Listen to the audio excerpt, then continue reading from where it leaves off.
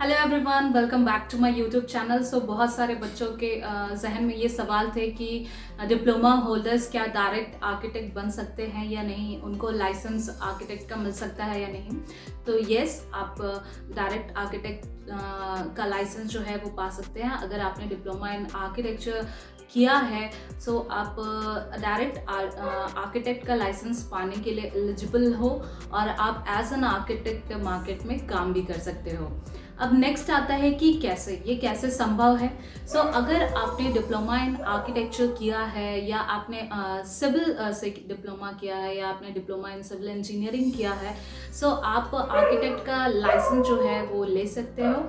अगर आपका तीनों में से कोई भी बैकग्राउंड है, आइदर वो डिप्लोमा इन आर्किटेक्चर और सिविल और इंटीरियर डिज़ाइनिंग, या आपने कर लिया है या आप कर रहे हैं, ये स्टडीज़ आप कर रहे हैं, तो आप डायरेक्ट आर्किटेक्ट के लाइसेंस के लिए एलिजिबल हैं। लेकिन उसके लिए कुछ क्राइटेरिया है जो कि मैं आप सभी को बताऊंगी। आप ध्यान से सुनेंगे या कुछ आपको नोट करना हो तो आप नोट कर सकते हैं।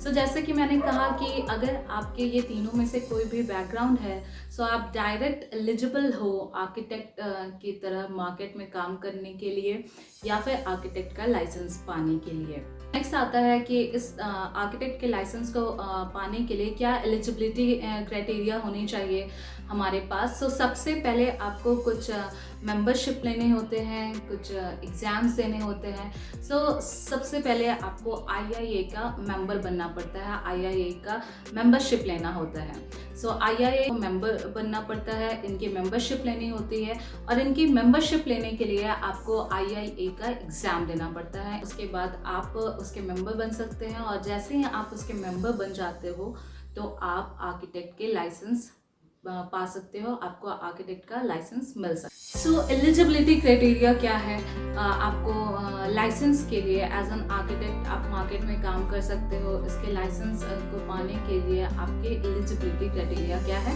तो मैं आपको बता दूं कि इसके मेंबरशिप के इस लाइसेंस के लिए आपको मेंबरशिप लेनी होती है। तो इसके लिए आपको आईआईए का एग्ज़ाम देना होता है। आईआईए का मेंबर बनने के लिए आपको क्या करना होगा? आईआईए का मेंबर बनने के लिए आपको एग्ज़ाम देना होगा।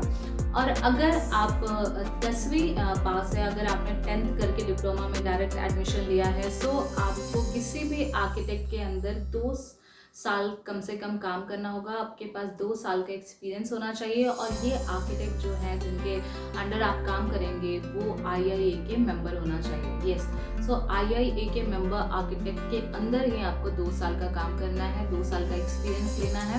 सो ये है 10th क्लास करने के जस्ट बाद जो डिप्लोमा होल्डर्स है, जो डिप्लोमा कर रहे हैं या कर चुके हैं, उनके लिए। इसके बाद आपको नाटक का एग्ज़ाम देना पड़ता है। अगर आप 12th करके डिप्लोमा कर रहे हैं तो आपको किसी भी आर्किटेक्ट के अंदर, किसी भी आर्किटेक्ट फर्म के अंदर 1 साल का एक्सपीरियंस रखना होगा। वो आर्किटेक्ट जो है वो आईआईए के मेंबर होने चाहिए, उनके अंडर आपको 1 साल तक काम करना होगा। उसके बाद आपको नाटक एग्ज़ाम देना पड़ेगा। दैट मीन्स अगर आप 10th करके डिप्लोमा कर रहे हैं तो आपको 2 साल का एक्सपीरियंस होना चाहिए, और अगर आप 12th करके डिप्लोमा कर रहे हैं तो आपको 1 साल का एक्सपीरियंस होना चाहिए। सो यहाँ 12th करके आने वालों के पास 1 ईयर का बेनिफिट होता है। इसके बाद आपको नाटा क्वालिफाई करना है। नाटा क्वालिफाई करने के बाद आपको आईआईए के एग्ज़ाम्स देने पड़ेंगे, और ये जो स्टडी है ये पूरे के पूरे 5 सालों की होती है। सो अगर आपको ऐसा लग रहा हो कि 1 साल या 2 साल में आपको आर्किटेक्ट का लाइसेंस मिल जाएगा, तो ऐसा नहीं है। आपको 5 साल की पढ़ाई करनी होगी।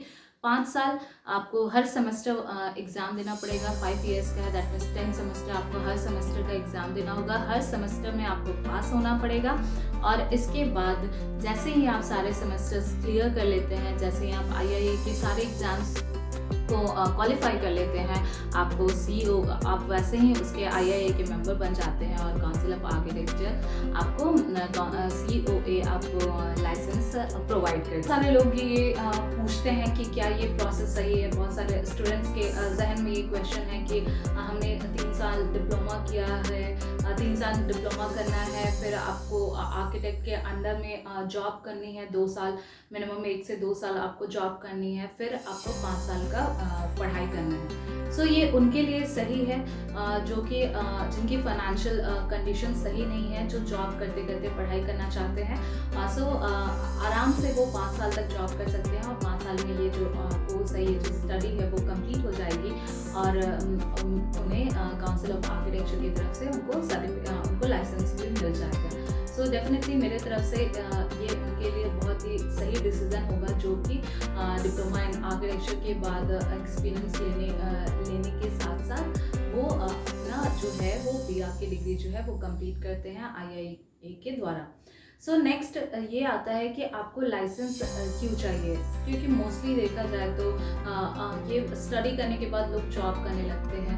सो आपको लाइसेंस जो है वो तब चाहिए जब आप अपना खुद का कुछ फर्म ओपन करना चाहते हैं, या आप खुद के लिए काम करना चाहते हैं, आप बिजनेस माइंडेड हैं, आपको अपनी ड्राइंग में सिग्नेचर चाहिए, अथॉरिटी की सिग्नेचर, आप अपना प्रोजेक्ट शुरू करना चाहते हैं। सो आपको गवर्नमेंट या किसी भी अथॉरिटी को और क्लाइंट को सिग्नेचर करके देना होगा। सो आपके पास अगर लाइसेंस है तो आप उस ड्राइंग पे सिग्नेचर करके ड्राइंग सबमिट कर सकते हैं।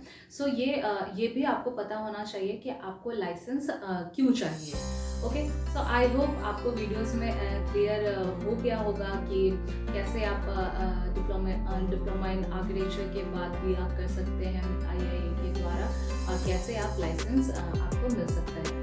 So thank you so much for watching. अगर वीडियो अच्छी लगी हो तो लाइक, सब्सक्राइब एंड कमेंट करना ना भूलें। Thank you so much, bye.